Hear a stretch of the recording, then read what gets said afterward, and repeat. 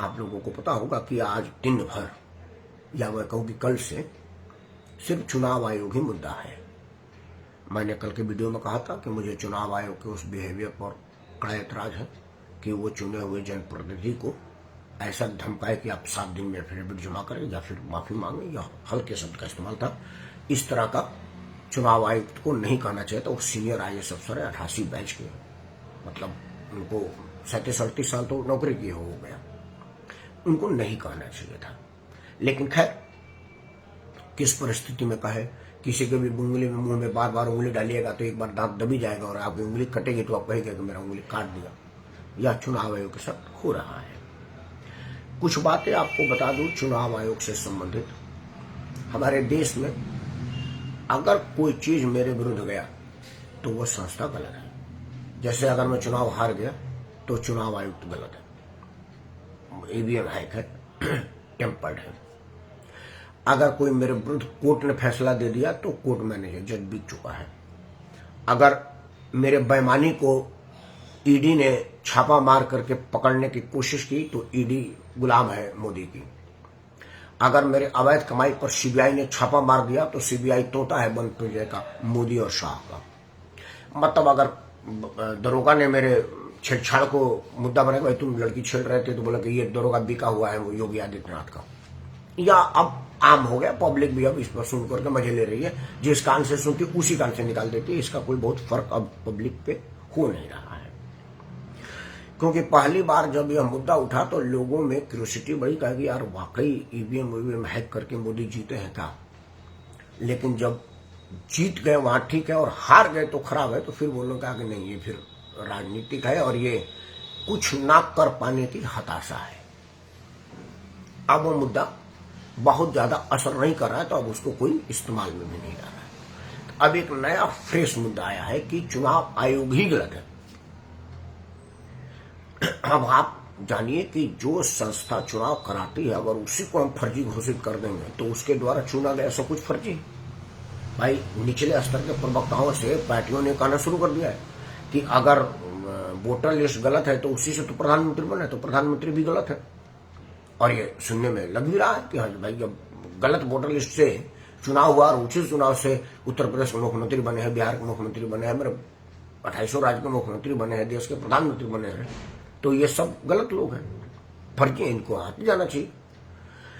ये narrative set होने का प्रयास होने लगा है, क्योंकि अगर किसी पूरी संस्था को ही अगर बदनाम कर दिया जाए तो उसकी क्रेडिबिलिटी खत्म हो जाएगी, उसकी विश्वसनीयता खत्म हो जाएगी। और जब उसका विश्वसनीयता ही खत्म हो जाएगा तो उस पर विश्वास किसको होगा। और जब वो विश्वास के योग्य नहीं होगा तो उसके द्वारा चुने गए लोगों पर कैसे विश्वास होगा। यही एक गहरी साजिश या राजनीति इस देश में हो रही है, और यह वो राजनीति है जो देश विरोधियों को शूट करता है, देशवासियों को नहीं। क्योंकि हमारे देश में लोकतंत्र ही एक ऐसा देश है जो गुदरी के लाल को मुख्यमंत्री बना दिया। 25 गज के कमरे में 25 लोगों के साथ रहने वाली आज मुख्यमंत्री है। यह लोकतंत्र ही है। अगर हमारे देश में लोकतंत्र नहीं होता तो हम लोग किसी राजा के घर के गुलाम होते, उसके तबेले में काम कर रहे होते और राजा हम पर शासन कर रहे होते। लेकिन आपके वोट की शक्ति ने आपको मुख्यमंत्री, प्रधानमंत्री, MLA, MP, प्रधान, पार्षद बनाया है, और आप अपनी शान से पहचान कायम रखे हैं। अब आपके पहचान के आधार को ही अगर संदिग्ध कर दिया जाएगा तो वो सब बेमानी हो जाएंगे। फिर आप काहे का प्रधान लूट के बेमान बनाए, काहे का MP चोरी करके MP बनाए, वगैरह वगैरह। मतलब वो इसी हाल में है कि भाई किसी महिला को बदनाम करना हो तो उसके चरित्र हनन कर दीजिए, अब वो मुंह दिखाने लायक नहीं रहेगी, आपका काम हो जाएगा। देश का चरित्र हनन का यह कुचक्र चला जा रहा है, जो देश विरोधियों का साजिश हो सकता है। मेरे पास पक्के तौर पर सबूत नहीं है, मैं तो अंदाज लगा रहा हूं कि आखिर कोई लोकतंत्र के जड़ में ही मठा डालने का काम क्यों करेगा। पूरी की पूरी चुनाव आयोग को ही संदिग्ध क्यों कहेगा। आखिर क्या वजह होगी। यही वजह होगी कि किसी को इशारा किया गया होगा और वो नैरेटिव सेट कर रहा है कि भाई चुनाव आयोग ही गलत है। क्योंकि पूरे दुनिया में अगर किसी बात की डंका बज रही है, वो बज रही है हमारे भारत के चुनाव आयोग का।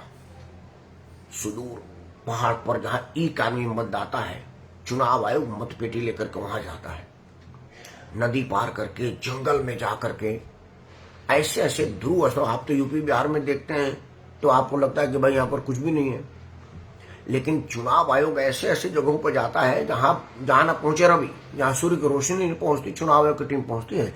एक आदमी वोटर है, 20 किलोमीटर पैदल जा रहा है, चुनाव आयोग का कर्मचारी ईवीएम लेकर के उसका मतदान लेकर के आता है। इतना साहसिक कदम हमारे चुनाव आयोग उठाता है और इतना आदर के योग चुनाव आयोग है। अब उसके पूरे उस पर संदेह का साया पड़ जाएगा तो लोगों को लगेगा कि भाई अब कुछ काम हो रहा है, हमारा साजिश सफल हो रहा है। दूसरा जो साक्ष्य साफ दिख रहा है वह है अवैध घुसपैठियों का मतदान का अधिकार को बनाए रखना, क्योंकि बिहार में जिनके मत पत्र काटे गए हैं, अब उसमें यह भी तो प्रश्न है कि क्या वो भारत के वैध मतदाता की पात्रता रखते हैं। आप करें ना कि 20 लाख 9 लाख 65 लाख वोट काट दिएगा, बिल्कुल काट दिएगा। उसमें चुनाव है, मैंने बाइफिकेशन दिया है कि इतने लोग मर गए, इतने लोगों ने 2 जगह मतदान बनाया है और इतने लोगों ने पता बदल दिया है। तो मर गए वाले लोगों को जिंदा करके लाया जा रहा है। चुनाव आयोग ने 1 महीने का समय आपको दिया है कि भाई इसमें कोई सुधार हो तो आप बताइए। तो बजाय सुधार के लिए उन मरे हुए लोग चुनाव आयोग के पास जाते, वो एक राजनीतिक दल के नेता के पास जा रहे हैं और राजनीतिक दल के नेता बजाय उनको चुनाव आयोग में भेजते, चुनाव आयोग के यहाँ लेते हैं, क्योंकि मतदाता सूची का पुनर्निरीक्षण का काम चुनाव आयोग का है। उनका नाम कटेगा, उनका नाम हटेगा, उनका नाम रहेगा, यह चुनाव आयोग करेगा। तो नेताजी को चाहिए उन लोगों को वहां लेकर के भेजा जाए। और दूसरा और सबसे बड़ी बात कि भाई चुनाव आयोग के आप जाएंगे तो आपको साक्ष्य प्रस्तुत करना पड़ेगा कि इन साक्ष्यों के आधार पर मैं देश का नागरिक प्रमाणित हो रहा हूं। आप आदमी है दिख रहा है, क्योंकि सुप्रीम कोर्ट में आदमी खड़ा हो गया कि ये जिंदा है, लेकिन क्या वो मतदान का अधिकार रखने का नागरिक पात्रता रखता है? मतलब वो इस देश का वैध नागरिक है कि बांग्लादेशी अवैध घुसपैठी हरियाणा है? क्योंकि देखने उठने में तो वो भी हमारे जैसे लोग लगते हैं। तो कहीं जिन लोगों को मृत घोषित किया गया है वो अपना जीवन प्रमाण पत्र इसलिए नहीं दिए क्योंकि वहां के है नहीं है, या जिन लोगों के 1 लाख लोग जो अनट्रेसेबल हैं वो यहाँ के थे ही नहीं कभी, अनाप शनाप नाम लगा करके फर्जी मतदाता बनाया गया था।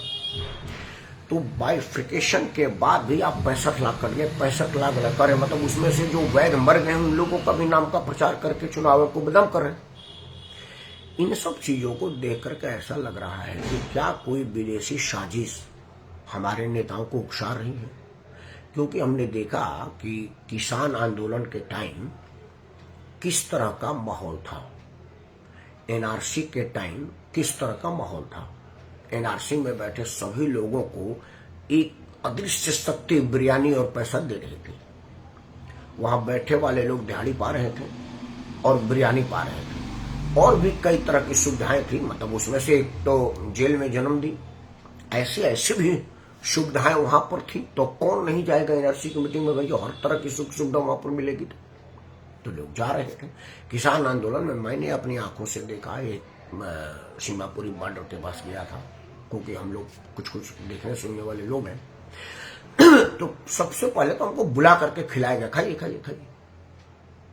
मतलब खाना इतना बढ़िया चाव से मुझे खिलाया गया, इतना प्यार से। मतलब एक भी आदमी ने किसी तरह की हिकार दृश्य नहीं देखा कि यार भूखड़ आदमी है, नहीं, प्यार से इज्जत से खाना खिलाया गया।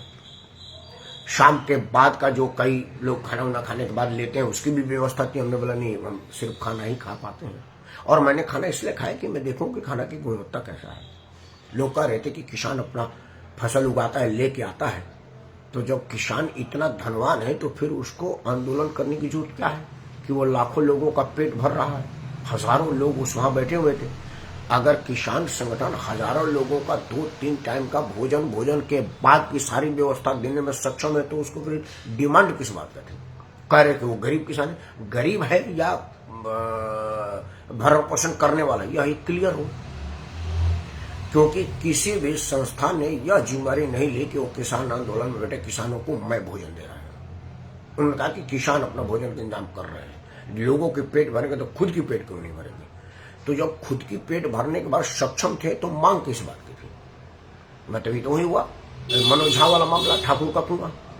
भाई ठाकुर का कुआं था और उससे ठाकुर साहब पानी नहीं पीने दे रहे, तो तब तुम जिंदा कैसे हो बिना पानी का?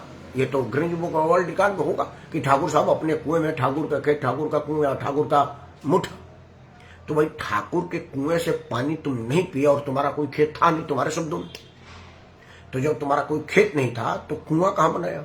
और अगर कुआं नहीं बनाया तो जिंदा कैसे रह रहा है? अगर ठाकुर साहब ने अपने कुएं में पानी नहीं पीने दिया तो?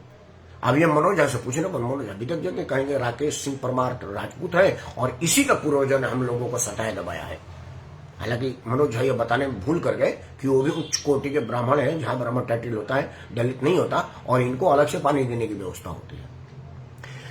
तो मेरा यह मानना है, मेरा यह आशंका है कि कहीं कोई विदेशी संस्था हमारे देश के लोकतंत्र को खत्म करने की साजिश तो नहीं रच रही है, और यह साजिश चुनाव आयोग को सीधा टारगेट करके, दागदार करके, हमारी चुनाव प्रक्रिया को संदिग्ध करके एक चाल तो नहीं चली है।